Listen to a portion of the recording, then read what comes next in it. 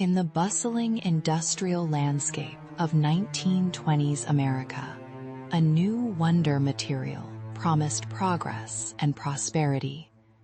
For young women like Catherine Donohue in Ottawa, Illinois, it offered a chance at independence, a respectable job, and a dash of glamour.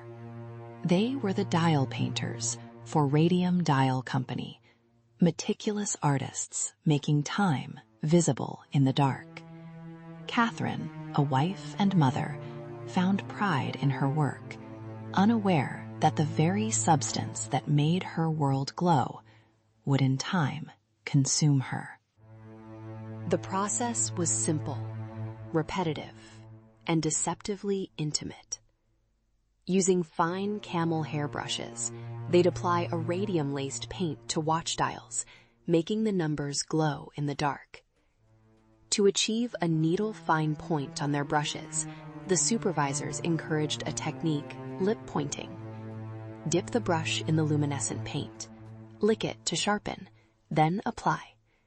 A quick, efficient motion repeated thousands of times a day. Records show some supervisors even demonstrated the technique, reassuring the girls that the paint was harmless. One account claims they'd even paint their teeth and fingernails for fun, glowing in the night. At first, the symptoms were subtle, easily dismissed: fatigue, dental pain, a general malaise. Catherine, like many of her colleagues, attributed it to anything but the pain, perhaps a bad tooth or the strain of long hours. The company, when approached, offered little more than platitudes and pain relief, or suggested the women were hypochondriacs. This pattern of corporate denial, unfortunately, was not unique to Radium Dial. It was a common response in an era where industrial growth often outpaced worker protections and medical understanding. But the insidious nature of radium could not be hidden indefinitely. For Catherine, the pain escalated dramatically. Her teeth began to loosen, then fell out. Her jawbone, once strong, became brittle and riddled with infection, a horrifying condition known as radium jaw or osteomyelitis. Doctors were baffled. They treated symptoms, performed agonizing extractions, but couldn't understand the underlying cause.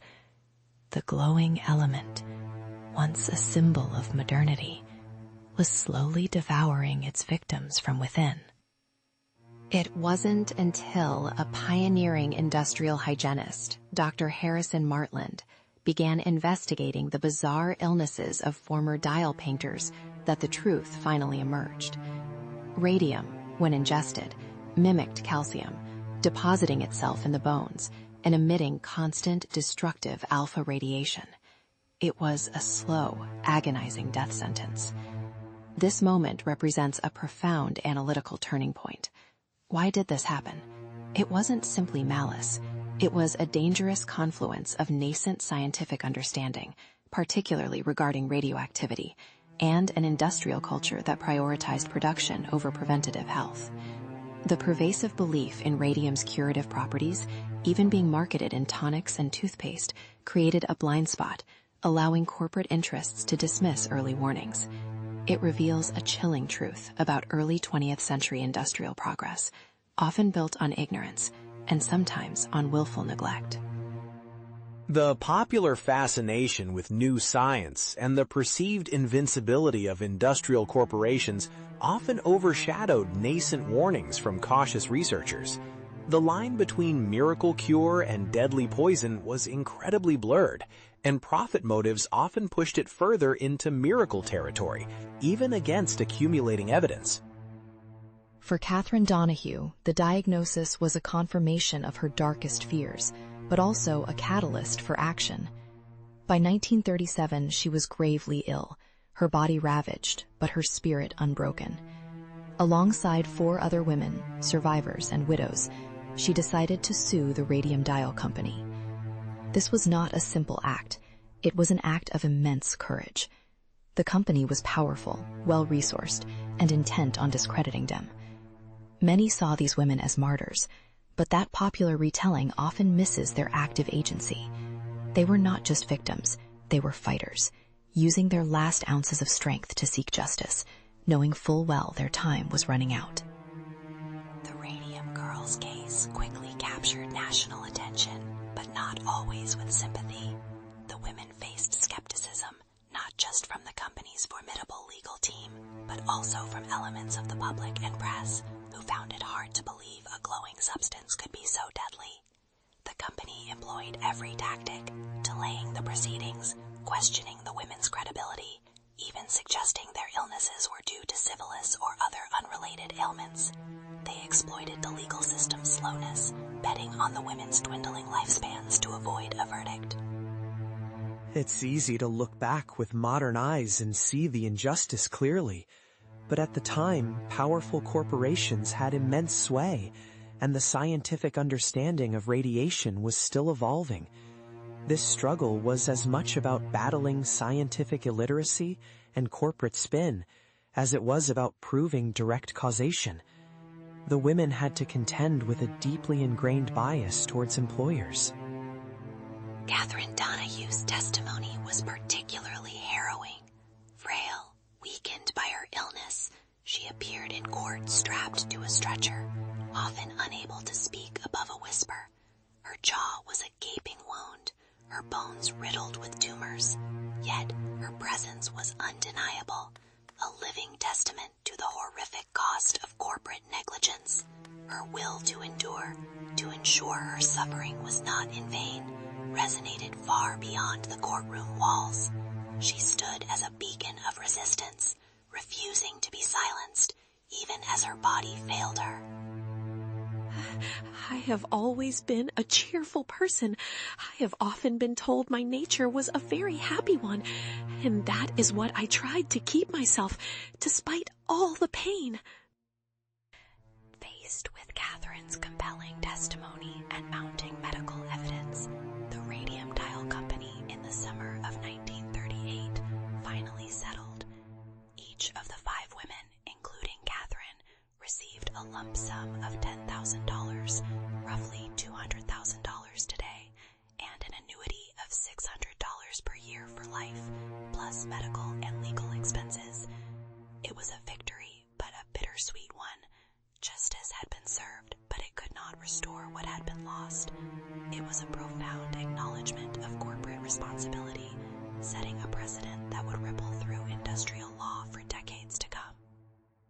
Catherine Donohue passed away just a few months after the settlement, on October 27th, 1938.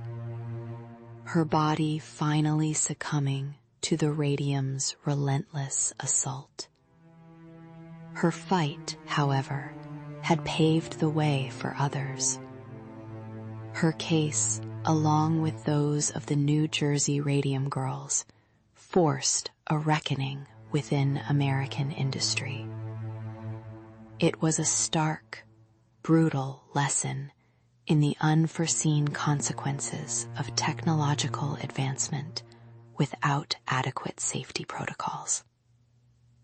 Catherine's life was cut tragically short, but her enduring courage cast a long shadow, demanding accountability and change.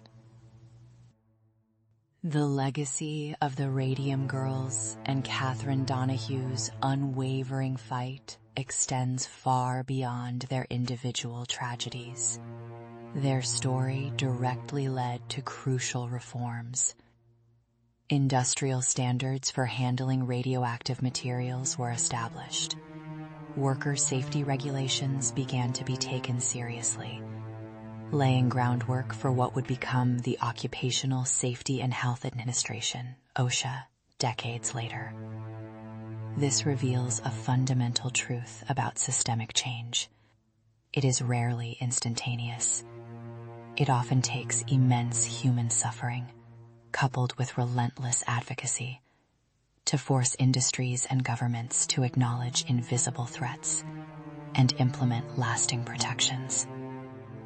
The Radium Girls weren't just a historical footnote. they were a turning point. Their cases shifted the burden of proof, demanding that companies not only avoid demonstrable harm, but also proactively ensure safety, especially with new, untested materials.